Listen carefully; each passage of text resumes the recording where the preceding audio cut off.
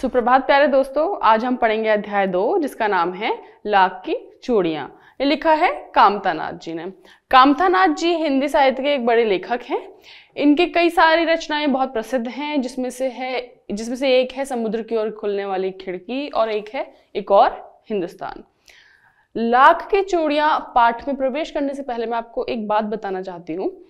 लाख क्या है, लाख की चूड़ियां क्या हैं, इस चीज को लेकर हम हमेशा दुविधा में पड़ जाते हैं और हम अक्सर इस चीज को कांच की चूड़ियां और लाख की चूड़ियों को एक समान ही मानने लगते हैं, जबकि लाख एक अलग धातु होती है। ये काफी खिंचती है, इसमें काफी खिंचाव होता है और ये कई सारे कीड़ों की लार से बनती है, इसलिए ये धातु प्राकृतिक धातु होती है जो हमें कई सारे कीड़ों की लार से मिलती है। तो अब आप समझ गए हैं कि लाख क्या है। अब चलते हैं आगे, देखते हैं। कामता नाथ द्वारा लिखित यह कहानी एक बच्चे और बदलू मामा की कहानी है, जो उसे लाख की गोलियां बनाकर देता है और वह बच्चा इस बात से बहुत खुश होता है। अब आपने देखा होगा कि छोटे छोटे कंचे हम लोग बचपन में जिनसे खेलते थे, ये उन्हीं कंचों की बात हो रही है। कई बार वो कांच के भी होते हैं, लेकिन लाख की जो गोलियां, अगर उनसे चूड़ियां बन सकती हैं तो उससे गोलियां भी बन सकती हैं। तो ये बच्चा है जो अपने गांव जाता है मामा के, और वहां उसे एक व्यक्ति मिलता है जिसका नाम है बदलू, जिसे वो क्या कहता है, काका। और वो काका जो है वो लाख की चूड़ियां बनाते हैं और कभी कभी इस बच्चे को वो गोलियां बनाकर भी दे देते हैं, जिससे वो बहुत खुश हो जाता है। हमें खेलने के लिए कोई भी ऐसी चीज मिलती है तो हम बेशक खुश ही होते हैं। धीरे धीरे समय बीतता है और वह बच्चा बड़ा होने के बाद एक बार फिर गांव आता है और बदलू से मिलकर औपचारिक बात करते हुए उसे मालूम होता है कि गांव में लाख की चूड़ियां बनाने का कामकाज लगभग खत्म हो रहा है। ऐसा क्यों हुआ होगा? दरअसल होता क्या है कि धीरे धीरे लाख जो है वो एक ऐसी धातु है जो थोड़ी दुर्लभ है, या जिसको बनाने का काम बहुत मेहनत वाला काम है। तो लोगों ने क्या करना शुरू कर दिया, उसको हटाकर कांच की चूड़ियां बनाना शुरू कर दिया। अब क्या है कि वो जल्दी बन भी जाती हैं और सुंदर भी ज्यादा दिखती हैं। तो इससे क्या हुआ कि बदलू का काम तो खत्म हो गया। बदलू इस बदलाव से दुखी है, किंतु वो अपने असूल नहीं त्यागता तथा साथ ही अपना जीवन चलाने के लिए कई और रास्ते निकाल लेता है। इस कहानी में लेखक विपरीत परिस्थितियों में अपने उसूल को ना त्यागने की सीख देता है तथा उन्हें इस बात पर संतोष भी है। तो देखिए, हम कई बार हमारे जीवन में बहुत सारी समस्याएं आती हैं, बहुत सारी परेशानियां आती हैं, लेकिन तो क्या उस वजह से हमें कोई गलत काम करना चाहिए या गलत रास्ते अपनाने चाहिए? ऐसा तो नहीं होना चाहिए। तो लेखक यही बताना चाहते हैं कि स्थितियां कैसी भी हों, हमें सही का साथ देना चाहिए और हमेशा अपने उसूलों पर, अपने सिद्धांतों पर टिककर खड़ा रहना चाहिए। और यहाँ पर बदलू भी ऐसा ही करता है। इस पाठ के द्वारा लेखक लघु उद्योग की ओर पाठकों का ध्यान करवा रहे हैं। वे कहते हैं कि बदलते समय का प्रभाव हर वस्तु पर पड़ता है। बदलू व्यवसाय से मनिहार है। मनिहार कौन होते हैं? चूड़ियां बेचने वाले। चूड़ियां बेचने या बनाने वाले जो होते हैं उन्हें मनिहार कहते हैं। तो व्यवसाय से वो मनिहार है। अत्यंत आकर्षक चूड़ियां बनाता है। आकर्षक यानी कि बहुत सुंदर चूड़ियां बनाता है। गांव की स्त्रियां उसी की बनाई चूड़ियां पहनती हैं। बदलू को कांच की चूड़ियों से बहुत चिढ़ है। वह कांच की चूड़ियों की बड़ाई भी नहीं करता तथा कभी कभी तो दो बातें सुनाने से भी नहीं चूकता। देखिए, आप जिस काम को करते हैं वो सुंदर अगर है और बहुत मेहनत वाला है तो आपको वो काम पसंद आएगा ही और आप चाहेंगे कि लोग उसको सराहें, उसको बढ़ावा दें। लेकिन आज के समाज में क्या है कि हमारे छोटे छोटे उद्योग जो हैं वो खत्म हो गए हैं और इस वजह से बदलू जैसे कई सारे लोगों को कई तरह की समस्याओं का सामना करना पड़ता है। इसी वजह से उसे उन चूड़ियों से बहुत चिढ़ है जिसने उसकी इतनी मेहनत की कमाई को कहीं ना कहीं खत्म कर दिया। कहीं ना कहीं उसे बहुत संघर्ष करना पड़ रहा है। किस वजह से? कि छोटे छोटे उद्योग अब खत्म हो रहे हैं। क्यों खत्म हो रहे हैं? बहुत बड़ी बड़ी फैक्ट्रियां लग रही हैं, सब काम मशीनों से हो रहा है। हर चीज जो है मशीनों की वजह से कहीं ना कहीं लोगों पर और चीजों पर, उनकी आर्थिक चीजों पर बहुत ज्यादा प्रभाव पड़ा ही है।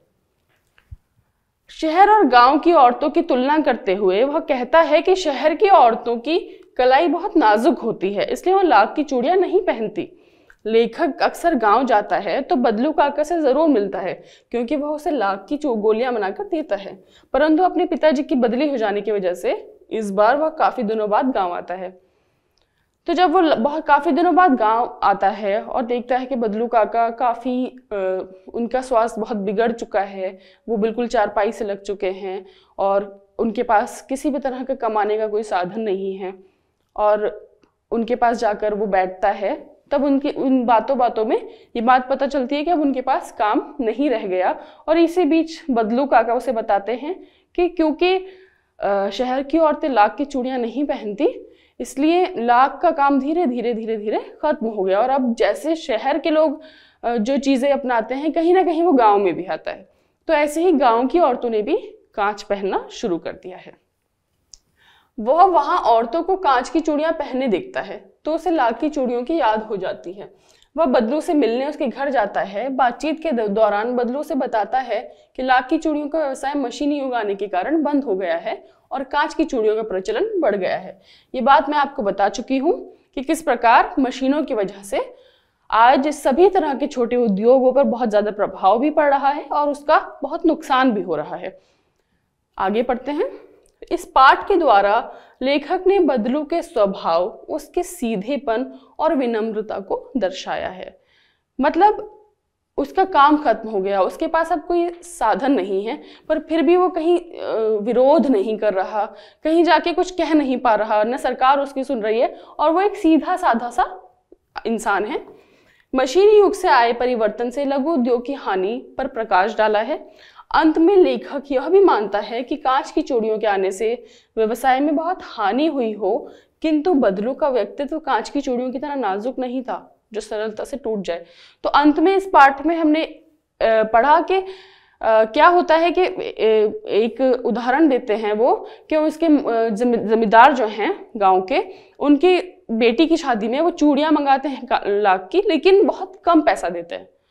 अब काम तो वो कर रहा है, मेहनत तो वो कर रहा है, लेकिन उसका मेहनताना उसे बहुत कम मिल रहा है।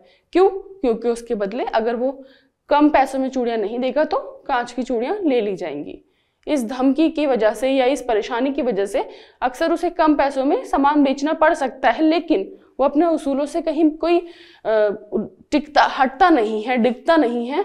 वो जमींदार को वो चूड़ियां नहीं देता, उसके बदले अपनी बेटी को वो चूड़ियां पहना देता है। और उसी तरह से उस बच्चे से कहता है, जब वो बड़ा होकर जाता है तो उस बच्चे से कहता है कि ये आखिरी चूड़ियां थी जो मैंने जमींदार की बेटी के लिए बनाई थी, लेकिन उन्होंने नहीं स्वीकार करी क्योंकि वो मुझे बहुत कम पैसे का मेहनताना दे रहे थे, इसलिए अब ये आखिरी ही हैं।